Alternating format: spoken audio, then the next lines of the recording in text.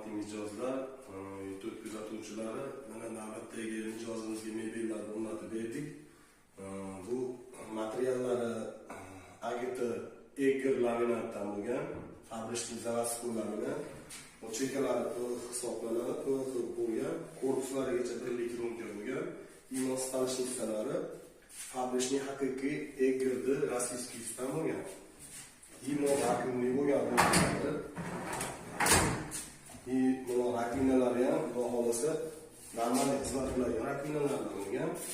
Biz rakminalarini gaz kichkalarini o'zlari olib berdi, o'zlari olib bergani o'rnatib berdik. Xudo xolasa hamma joylari to'liq kironka, enlarida ham farqi bor. Enlari 35 sm bo'lgan, antresollik, yerdan patologgacha balandligi 285 hisobda zakazga qilingan. Yonlarida finallari bor.